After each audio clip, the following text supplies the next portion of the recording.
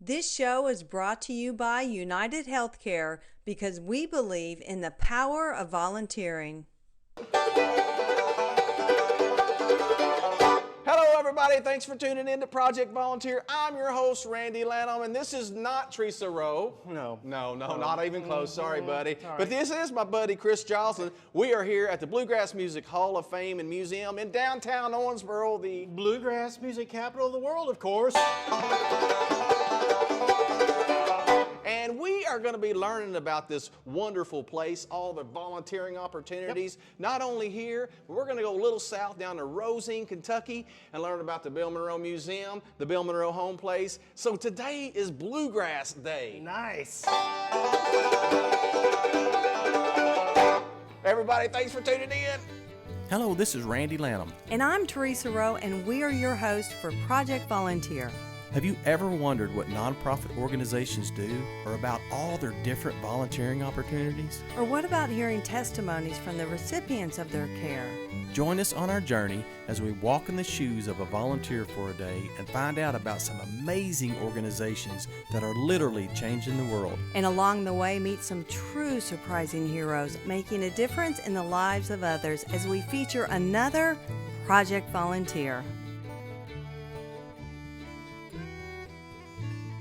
So Chris, thank you so much.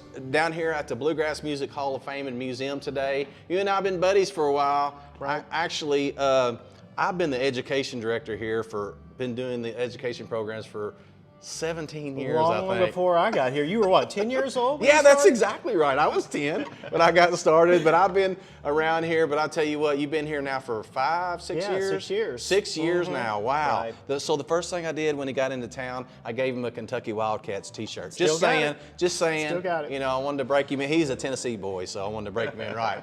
But I'll tell you what, you've been such a blessing to this organization. Seriously, this has just grown crazy, man. Tell us a little bit about the Bluegrass Music Hall of Fame and Museum. Well, the Bluegrass Music Hall of Fame Museum, it's a 501c3 nonprofit and with an educational focus. And, you know, we're the only cultural center of its kind on planet Earth. And so I love it because bluegrass music isn't just something that we enjoy playing, but it's uniquely Kentucky. It gets its Right. name from Kentucky. A lot of the music is about Kentucky. So we get to celebrate that. So it's not just about entertainment, but it's about education too. And it's about experiencing the music and participating in the music in so many different ways. So a lot of opportunities there to Yes. serve this community for people in the community and folks who come here to visit too. Right, so much going on. I'll tell you what, you all produced this great promotional video. How about we show the folks this video and talks all about the programming down Yeah. here at the Bluegrass Music Hall of That's Fame a Museum. great idea. Y'all check this out. The Bluegrass Music Hall of Fame Museum, certainly the thing that energizes everything we do is the music.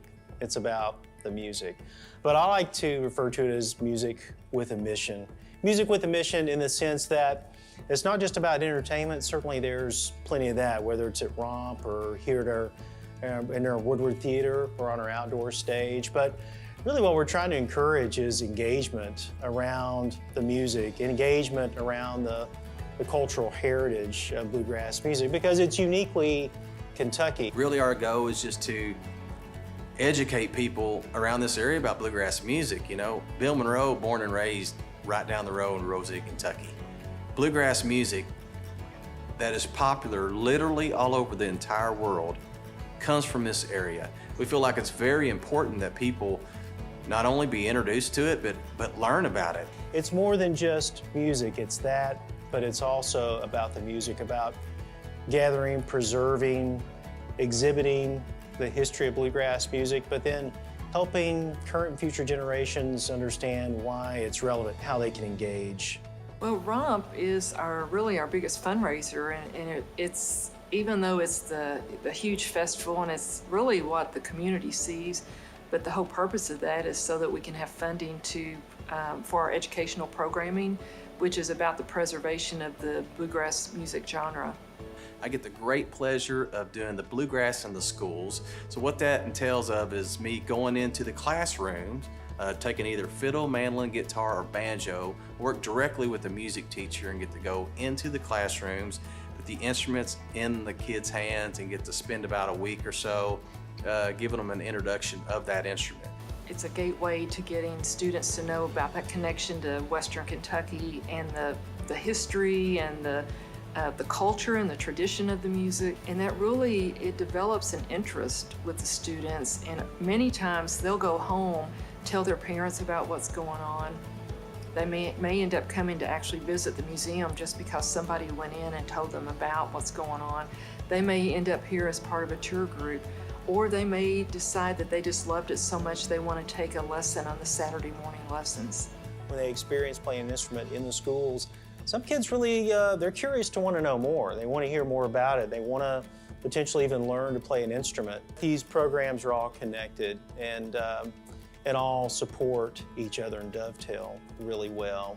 Whether it is our Bluegrass in the Schools program or Saturday lessons or Open Jam. One of those programs is called the Bluegrass Band Project, where we bring musicians together in a group. We all learn a common repertoire, and then we break into smaller, manageable groups, and we coach these individuals in terms of not just the arrangement, but how you interact as a band. And it's great because it's just another outlet for these musicians who want to learn, who want to develop, to plug in. Hello, my name is Mackenzie Bell, and I play the fiddle. I play in the band Every City Strings that was created by the Bluegrass Band Project here at the museum. Playing with a band and making the wave of playing by myself and then playing with a whole band, took a little time because I had to learn that I wasn't just the one playing. Other people were playing, I had to let other people play too. And it was changing, but I got used to it. And now it's just the funnest time that I have ever had.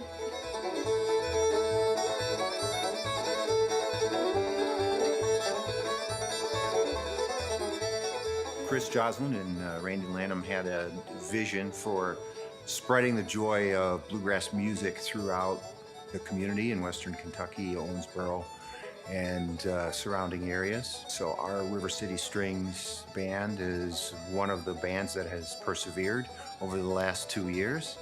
And we've grown together musically, and we have enjoyed spreading the joy and serving the community in this fashion. We've partnered with another local nonprofit called Volunteer Owensboro. They exist to help people who want to volunteer for a nonprofit to connect with the right nonprofit. So once we coach and nurture these folks in a band context, then we create opportunities, identify opportunities, and help them find a place to serve. I think music stirs something in people that's really unique, and it's sometimes hard to explain. So you think about folks who are in an assisted living situation, or in a nursing home, or hospice, or in other areas that they can't get to the music, but you bring it to them.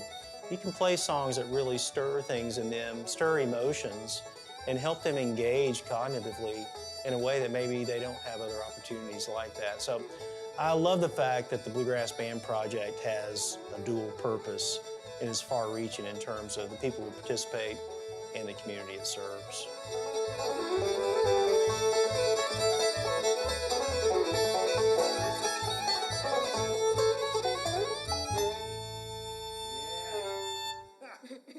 For those who are considering getting involved, perhaps as a member, or if it's a donor who has a real heart for a specific program like Bluegrass in the Schools or our free instrument loan program, I think there are plenty of opportunities and avenues for those folks to kind of come alongside our mission and to partner with us. And really what that does is it helps us have an impact. And I think at the end of the day, that's what it's all about, is to have an impact on individuals and have an impact on communities. And so we couldn't accomplish what we do and make it accessible to people without a lot of partners who come alongside us. So that's definitely key, and we're so fortunate that we have a lot of people that have a natural interest in what we're doing and see the value in that and want to be a part of it.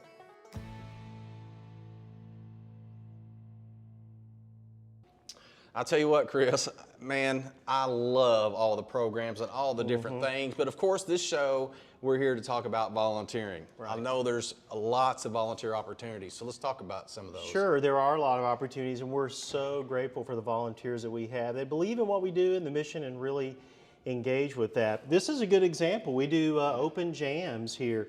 We have volunteers who come and lead those jams to help make people feel welcome. And feel like they're drawn in to participate. But you don't really have to be a musician to volunteer here, though, because there are volunteer opportunities even within some of the programs you're involved with our Saturday Lessons program, and our instrument loan program. So part of that is just helping administratively, helping to coordinate. We even have a string changing session occasionally to do just light refurbishment of instruments. You don't have to be a musician for that. We have, Romp Festival is a big event that we produce. It's really a fundraising event for the nonprofit. Kind of big, 26,000 people or so show up. So that's right. You use how many volunteers? 200? Around 200 volunteers come alongside Romp Festival in so many different areas. So, it's one thing to get involved with an event, but when you get involved experientially as a volunteer, then there's a certain energy around that because you're serving other people, you're having an impact with people, and so Romp is a great opportunity for that. We do a lot of live music right here at the Bluegrass Music Hall of Fame and Museum as well. We have a lot of volunteers. Yeah, in the theater, we have a 450-seat theater, so volunteers come to help people get checked in, to usher, to do coat check, just to help them navigate the building when they come in. We do a lot of private events too, where volunteers will come in again to welcome, help people navigate the building. So there are just a lot of opportunities to really serve this community for people who live here and people who just come to visit and engage in all the different programs we offer. We call everything we do here Music with a Mission. And the mission side, that's where we really partner with volunteers to help that really come to life for folks who come here. Because again, I love the music, but boy, that's just the tip of the iceberg. When you help people engage and build community and learn, there's just a lot of power in that. And so we welcome volunteers. We see them as really kind of a key ingredient to our success here. Absolutely. And just a step further, and I know it talks about it in the promotional video that everybody just saw, but the Bluegrass Band Project, where we send those folks out in the community at a nursing home, for instance, and share their gift that they may have learned in this building. And then taking that out and serving others with it. I love that. Well, no one knows the power of that more than you. You have a real heart for that. I think music stirs something in people cognitively and just in their heart that few things can. And not everybody can make their way physically here. So one of the programs is designed to take that gift to them. And that's another place where volunteers can get involved, either as a musician or just to help coordinate that and come alongside that program. That's really powerful, and that's what really kind of makes my heart sing, and I know you feel the same way. Absolutely. Well, I'm going to get busy doing some volunteering today. How about we go out with a little bit of a song, a little bit of Cripple Creek again? Yeah.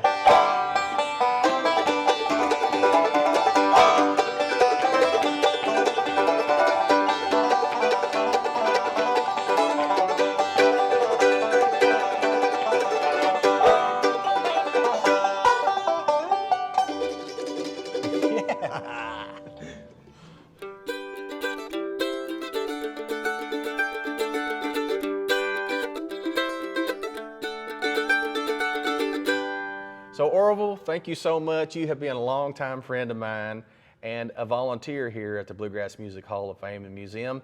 This morning we are doing part of our Saturday lesson program. You've been helping me. How many years have you been volunteering to help me with this? I would say this is going on like 15, at least 15 years. Yeah, you've been here almost since the very beginning. That we've only been doing this program for about 17 years, so you've been here about 15 of those 17 years.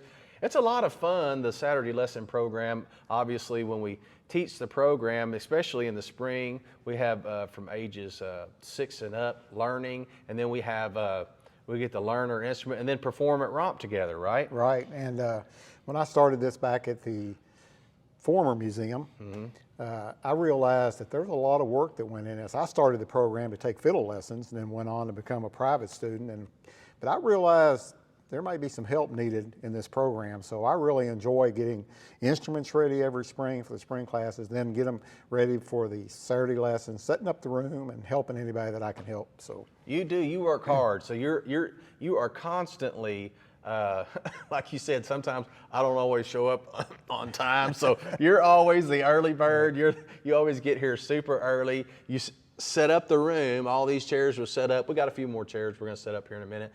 You've gotten all these instruments tuned up and ready, all these banjos for the banjo class today. And then, of course, you are Johnny on the spot, Orville on the spot when it comes to like copy making. Anytime I'm like, Orville, I need 15 copies of this song. Well, man, you're there making copies and right back. My work background for all the years I worked in operational and engineering positions, that's just my nature. I have to be organized, and I want things ready to go and in good shape. And I think from a volunteering standpoint, that helps you guys out the best that I can. Absolutely, So, and you do. Why is it important for you to volunteer? Why do you think it's important for anybody to volunteer? I think everybody has something they can do to help somebody. And in this particular case, I think everybody needs to be exposed to music. And that's why these Saturday lessons are really important to me, and I think people should take advantage of them. And as a volunteer, I want to help them, especially kids, because some kids turn out to be another Randy Lanham. Yeah, man, I tell you what, I love it. I really appreciate you helping out. And then I know we're going to go down and do some instrument prep and different things, but we've got to finish up setting up the room right now. You've done most of the work. Like I said, I'm always late. But we got a few chairs here, so let's set it on up here and set up a few last chairs. And what would you tell somebody else that might be interested in volunteering in their community? Whether it's a music program or whatever it is. And so you're retired now, which makes it a little bit easier. Right. But what would you tell somebody in their community? I would tell people that want to volunteer, that they may not know exactly how good it makes them feel until they do it. That's a good point. And once they do it, they will never give it up. That's a really good point. They just don't, they might realize they help somebody else feel good, but they don't realize how good it makes them feel. I feel good doing this. Yeah. And when we leave after the classes or whatever the case is, I feel good about it. Yeah. Well, I sure appreciate you, buddy. Thank you so much. You're welcome. All right. Well, let's go get some instruments set up, right? Want to? Let's do it. All right. So Orville, we're down here. Of course, we're getting ready. The Bluegrass Boot Camp, what's fun about it is every week when somebody comes to class, they get to play a different instrument. Fiddle, mandolin, guitar, and this week is banjo. So I'm sure the folks could see up there we had some banjos laid out, but I think we were short a few, We're short about 5 or 6 banjos, so we need to get those out, get them tuned up, take them up, and have them ready to play. All right, so we have some here, so here you go, sir. I'll let you get started on that one. I'll get started on this one. So, obviously, we want the instruments in tune while the students play them, right? That's correct. So this is the inventory behind us. I try to tell people the worst thing you can do is play an out-of-tune instrument. Right. And you know how we tease the banjo players, especially our friend Chris Joslin. We tell him, you spend half your life tuning this instrument and the other half of your life playing it out of tune. Right. That's correct. They're hard to keep in tune, right? You said something earlier, Orville, about the fact that people don't realize sometimes the joy that they get out of volunteering themselves. You think you're going out to help somebody, it's going to make them feel good, but it makes us feel good. And I bet you would agree with this because you and I have had this conversation. You and I have gone to a lot of nursing homes and different things. So not only the teaching of the instruments, another thing that we do here at the Bluegrass Music Hall of Fame and Museum with some of the students is we actually go into the nursing homes and perform. And boy, I tell you what, music is very healing. Don't you agree? Oh, you can walk in those nursing homes and see people sitting around and they just kind of look like, their life is about to end. Yeah. They don't look like they feel good and they're not having a good day. We set up, we start playing a little music, and all of a sudden they start smiling. Some of them start singing, some of them start dancing. Yeah. And I know they feel good, and you know what? When I do that, I feel good, and I think everybody in these bands feel good too. So Yeah. it's a good thing. It is a good thing. Well, I sure appreciate your help, buddy. So let's finish up tuning up some banjos. We'll go up there and get them ready and do this class. May find another Earl Scruggs, you never know. That's right. You never know.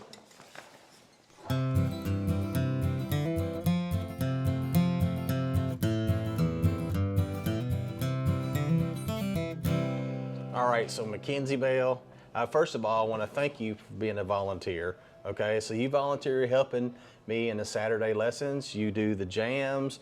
You do other things as well. We're going to talk about that. How many different volunteer opportunities do you do here at the Bluegrass Music Hall of Fame Museum? Well, I help the classes at the museum, the Saturday Bluegrass Museum classes, to teach younger kids how to play instruments and anybody. And adults, yes, right? and adults too. How old are you? I am 15. Where are you from? I'm from Horse Branch, Kentucky. It's near Rosine. Near Rosine, Kentucky. Well, you are a fiddle student of mine. There was a reason I picked this corner because you happen to have a few CDs for sale here in the gift shop at the Bluegrass Music Hall of Fame and Museum. So tell me, why is it that you volunteer? Why is it important? You know, I always follow Mr. John's advice of passing it on. You always have to show other people how to play, and it also gives people a fun opportunity to go out and meet other people. Right, or play in their community. You're with the group, the River City Strings, that we started here at the Bluegrass Museum, Bluegrass Band Project. The whole idea was to put musicians together to learn to play together and then go out and serve in the community, right? You said Mr. John, that's my granddad, John Lanham. He's always told me, and he also told you, said, pass the music down, keep it alive, right? Yes, so he what did. a blessing it is for us to be able to teach these folks how to play an instrument. And I think it's a huge blessing. I just really thank you for your willingness at 15 years old to be able to say, you know, Randy, you told me a long time ago, you said, I want to volunteer. I want to help you teach, because you know the great fulfillment you get by learning. You want to give that fulfillment to students, right? And again, you are really good at going out and playing in nursing homes and playing in the community for good causes. So it's a good feeling for us to teach them, equip them, and then send them out in the community to play, right? It's quite fun, and it's also the greatest gift that I always get is when you play for people, they always smile and they always have fun. And a better thing is that they have fun and you're having fun too. So any joy that you're gonna feel, they're gonna enjoy too. Hey, thanks again for your You're welcome. volunteerism and for helping me out with the classes. I You're appreciate you. And your heart to serve others. Thank you. Thank you. Welcome to the jam, everyone. We're gonna start with a song we probably all know. It's called Oh Joe Clock. We're gonna go through it 2 times, and it's in the key of A.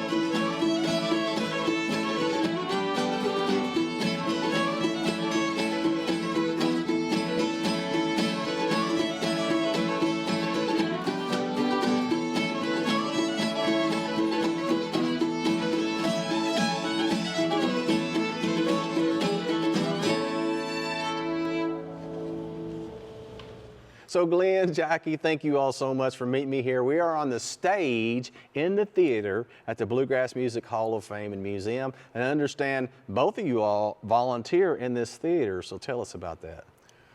Well, the main thing we do is try to efficiently get people from the front door into their seats Right. with the proper tickets and the proper seat assignments. Right.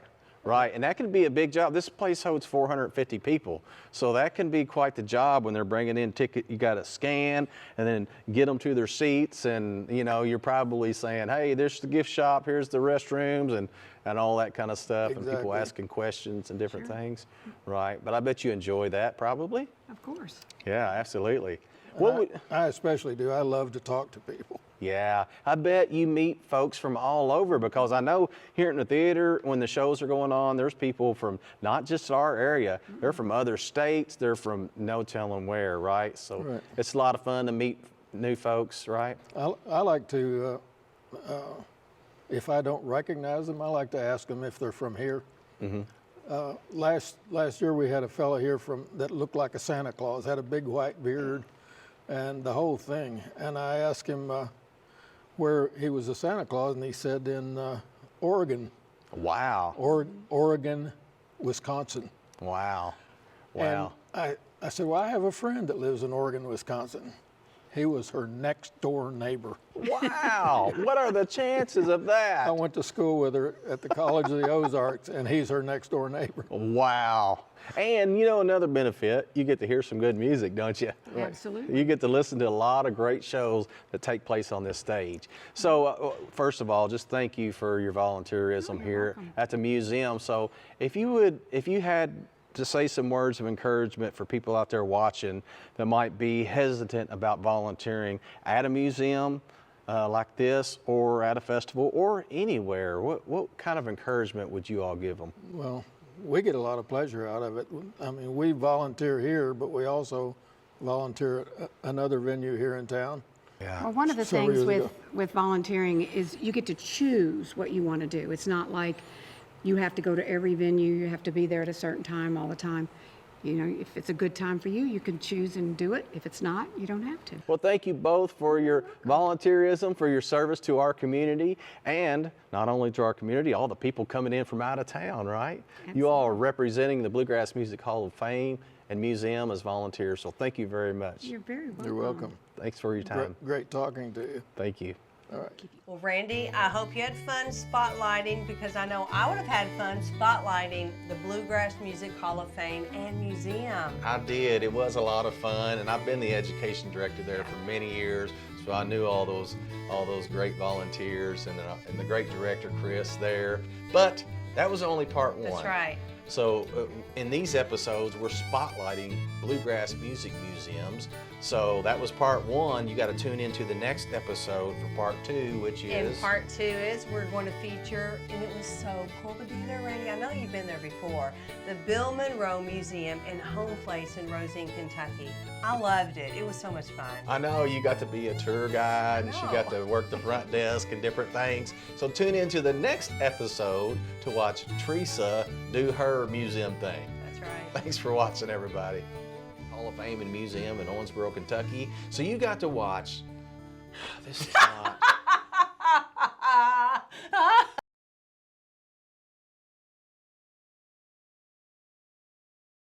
This show is brought to you by United Healthcare, because we believe in the power of volunteering.